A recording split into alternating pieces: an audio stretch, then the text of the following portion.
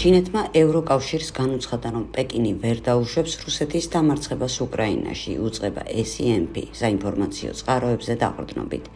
ჩინეთის საგარეო საქმეთა მინისტრმა ვანგიმ ოთხშაბათს ევროკავშირის დიპლომატის მეთაურს კაე კალას განუცხადა, რომ პეკინი შიშობს, რომ რუსეთის დამარცხების შემთხვევაში შეერთებული შტატები მთელ თავის ყურადღებას ჩინეთისკენ მიმართავს. ეს ცნობა მოლაპარაკებების შესახებ ინფორმირებულმა რამდენიმე პირმა დაადასტურა. მათი თქმით, ევროკავშირის ჩინოსნები ვანგის გულწრფელობამ გააკვირვა. ამასთანავე მინისტრმა უარყო, რომ პეკინი რუსეთს მატერიალურად ეხმარება და აღნიშნა, რომ ასე რომ იყოს და ჩინეთი რუსეთს ფინანსურად ან სამხედრო თვალსაზრისით ეხმარებოდეს, კონფლიქტი დიდი ხნის წინ დასრულებული იქნებოდა. არსებული ინფორმაციით, ხანგრძლივი 4 საათიანი მოლაპარაკებების დროს ვენგიმ ესტონეთის ყოფილ პრემიერ-მინისტრს და ევროკავშირის საგარეო უწყების მოქმედ ხელმძღვანელს რამდენიმე ისტორიის გაკვეთილი და ლექცია ჩაუტარა რეალპოლიტიკის შესახებ. ორი ჩინოსნის თქმით, ამ საუბრების ნაწილი ეძღვნებოდა პეკინის დარწმუნებას იმაში, რომ ვაშინგტონი მალე თავის ყურადღებას აღმოსავლეთისკენ მიმართავს. ბრიუსელში მიაჩნიათ, რომ თუკი ვაშინგტონი უკრაინის კონფლიქტზე კონცენტრირდება, ეს პეკინის ინტერესებშია. ევროკავშირი აკრიტიკებს პეკინს, რომ ის თითქოს რუსეთს ორმაგი დანიშნულების მასალებით ამარაგებს. კიევი კი უარყოფს ბრალდებებს და პოზიციონირებს როგორც მშვიდობის მყოფელი, რომელიც ურთიერთობას ინარჩუნებს როგორც მოსკოვთან, ასევე პეკინთან. მოლაპარაკებების ტონი იყო კორექტული, მაგრამ დაძაბული ნათქვამია სტატიაში. ზოგიერთმა წყარომ აღნიშნა, რომ ვანგის ზოგიერთი გამონათქვამი მოულოდნელად ხისტი იყო მნიშვნელოვან სამიტამდე 3 კვირით ადრე, რომელიც ჩინეთში უნდა გაიმართოს. პრაქტიკულად არ არსებობს დაძაბულობის მოხსნის რაიმე ნიშანიც კი. წყაროების თანახმად ვანგიმ კალას მიანიშნა კიდეც, რომ სამიტი შესაძლოა შემოკლდეს, რაც მოწმობს ღონისძიების წინ პეკინის უკმაყოფილებას ევროკავშირის პოზიციით. მოსკოვის წინააღმდეგ სანქციების მე-18 პაკეტის მომზადების ფარგლებში ევროკავშირი გეგმავს შავ სიაში 2 ჩინური ბანკის შეყვანას, რომლებიც სანქციებს არღვევენ. ვანგიმ არაერთხელ განაცხადა, რომ თუ ეს კრედიტორები სასანქციო სიაში აღმოჩნდებიან, პეკინმა შესაძლოა საპასუხო ზომებს მიმართოს. უნგრეთის პრემიერ-მინისტრი ვიქტორ ორბანი და საგარეო საქმეთა მინისტრი პიტერ სიირატო მხარს უჭერენ ევროკავშირში ჩერნოგორიის, მონტენეგროს გაწევრიანებას, მაგრამ არა უკრაინის. ისინი ლობირებენ უკრაინას, ჩვენ დასავლეთ ბალკანეთს. უკრაინა სახიფათო ქვეყანა და ომისკენ მიდრეკილია. დასავლეთ ბალკანეთს კი მოაქვს უსაფრთხოება და ახალი ენერგია. არც ერთი საღათმოაზროვნე ადამიანი არ დაიჯერებს, რომ უკრაინა საუკეთესო ფორმაშია, ვიდრე დასავლეთ ბალკანეთის რომელიმე ქვეყანა, დაწერა უნგრელმა მინისტრმა სიირატომ სოციალურ ქსელ X-ში.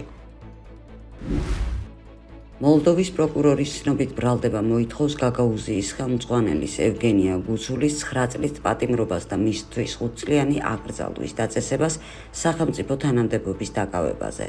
მოლდოვას სასამართლოში მიმდინარეობს დავა 2023 წელს ევგენია გუცულის მონაწილეობაზე პარტიას შორის საარჩევნო კამპანიაში. მედიის ცნობით მოლდოვაში გუცულის წინააღმდეგ სისხლის სამართლის 2 საქმეა აღძრული. მას პოლიტიკური საქმიანობის უკანონო დაფინანსებასა და 2022 წელს კიშინიაში გამართული საპროტესტო აქციების ორგანიზებაში სდებენ ბრალს. გუცული ამ მოვლენებთან კავშირს უარყოფს და საქმეს პოლიტიკურად მოტივირებულს უწოდებს. 2024 წელს ევგენია გუცული შეიყვანეს ამერიკასა და ევროკავშირის სასანქციო სიაში. ევროკავშირში ამტკიცებენ, რომ ის და კიდევ რამდენიმე გაგაუზელი პოლიტიკოსი მოლდოვაში დესტაბილიზაციას უწყობენ ხელს. გაგაუზია რუსულ ენაზე მოსაუბრე მოქალაქეებით დასახლებული ავტონომიური რეგიონია. ამ რეგიონში ტრადიციულად მხარს უჭერენ რუსეთთან დაახლოებას და ეწინააღმდეგებიან მოლდოვის ევროკავშირში ინტეგრაციას. პოლონეთის ახალმა არჩეულმა პრეზიდენტმა კაროლ ნავროცკიმ ტელეკომპანია პოლასთან ინტერვიუში განაცხადა, რომ უკრაინამ ვერ შეასრულა პირობები იმისთვის, რომ მისი ევროკავშირში წევრობა სერიოზულად განიხილონ. ახლა ჯერ კიდევ არ არის იმის დრო, რომ უკრაინის ევროკავშირში წევრობაზე სერიოზულად ვილაპარაკოთ. მე წინააღმდეგი ვარ უპირობოდ უკრაინის ევროკავშირში გაწევრიანების, თქვა ნავროცკიმ. იმავდროულად პოლიტიკოსმა აღნიშნა, რომ უკრაინის დასავლური სამყაროსადმი მიკუთვნებულობა პოლონეთის ინტერესებშია. ეჭვი არ მეპარება, რომ გეოპოლიტიკური და სტრატეგიული თვალსაზრისით ჩვენ გვჭირდება უკრაინასთან თანამშრომლობა, მაგრამ ეს თანამშრომლობა პარტნიორულ საფუძველზე უნდა ხორციელდებოდეს, განაცხადა პოლიტიკოსმა. გარდა ამისა, პოლონეთის პრეზიდენტმა კიდევ ერთხელ გაიმეორა, რომ უკრაინის ნატოსთან მიერთება დღევანდელ დღეს შეუძლებელია, რადგან ეს იქნებოდა კიევსა და მოსკოვს შორის სამხედრო კონფლიქტში ალიანსის ქვეყნების ჩაბმა. დღეს ამის შესაძლებლობა არ არის. უკრაინა ომის მდგომარეობაშია. ნატოში გაწევრიანება გახდებოდა ნატოს ყველა ქვეყნის ომში მონაწილეობის მიზეზი. ამიტომ ამ კუთხით განსახილველი არაფერია, თქვა ნაპროცკიმ. ამ ვაქცინების დიდი ნაწილი განკუთვნილია იმ დაავადებებთან ბრძოლისთვის, რომელიც თეორიულადაც კი შეუძლებელია ჰაერწვეთოვანი გზით გადადიოდეს, განაცხადა უმცროსმა რობერტ კენედიმ შეერთებული შტატების ჯანდაცვის სისტემაზე ლაპარაკისას. სინამდვილეში არავის ესმის იმ რისკების ბუნება, რომელიც თან ახლავს მსგავს პროდუქტებს. ეს არაფერია თუ არა კორუფცია, რაც სააგენტოებში ძალაუფლების ხელში ჩაგდებას მოჰყვა. ამ პრეპარატების მწარმოებელი კომპანიები იმ პირობით, თუ კი ისინი ვაქცინას დროულად გამოუშვებენ, წელიწადში დაახლოებით $1 მილიარდ იღებენ. ჩნდება დამოუკიდებელი ბაზარი, რისკების არარსებობა, გარანტირებული გასაღება. პირველ რიგში ვაქცინას თავდაპირველად ამუშავებს ფედერალური მთავრობა, მაგალითად ჯანდაცვის ნაციონალური ინსტიტუტი. შემდეგ მისი შემუშავება გადაეცემა ფარმაცევტულ კომპანიას, რომელიც მას ატარებს ორგანიზაცია ASEP-ი. გავლით. შემდეგ იღებს რეკომენდაციებს და თუ კი რეკომენდაციები შესრულებულია, მაშინ წლის ბოლოს გარანტირებულია არანაკლებ $1 მილიარდი შემოსავალი. ყოველწლიურად და უვადოდ. ამან პროვოცირება გაუკეთა ნამდვილ რბოლას ახალი ვაქცინების ჩართვაზე ვაქცინაციის პროგრამაში ASEP-ს. არასდროს არც ერთი ვაქცინა არ დაუწუნებია. ყველა, ვინც მას მიმართა, თანხმობა მიიღო. ამასთანავე ამ ვაქცინების დიდი ნაწილი განკუთვნილია იმ დაავადებებთან ბრძოლისთვის, რომლებიც თეორიულადაც კი შეუძლებელია ჰაერწვეთოვანი გზით გადადიოდეს.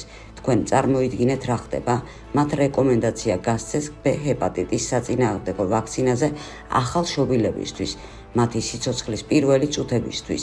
B ჰეპატიტი ბავშვებს გადაედება მხოლოდ დედისგან, მაგრამ თითოეული ფეხმძიმე ქალი ქვეყანაში იტესტება ამ დაავადებაზე. ჩვენ ზუსტად ვიცით, ვინ არის რისკის ქვეშ და ვინ არა. რატომ უნდა აიცრას აბსოლუტურად ყველა, მათ შორის სრულად ჯანმრთელი ახალდაბადებული ბავშვი. ინფექცია გადამდებია სქესობრივი გზით ან ნემსის ერთობლივი გამოყენებისას და კონკრეტულად გავრცელებული იყო ჰომოსექსუალების განურჩეულ კავშირებში, განაცხადა კენედიმ. დონალდ ტრამპმა განაცხადა, რომ UFC-ს საჩემპიონო ბრძოლას პირდაპირ თეთრი სახლის წინ ტერიტორიაზე მოაწყობს. შეჯიბრება გახდება მასშტაბური საზეიმო ღონისძიების ნაწილი, რომელიც 2026 წელს ამერიკის დამოუკიდებლობის დეკლარაციის ხელმოწერის 250 წლის თავს ეძღვნება.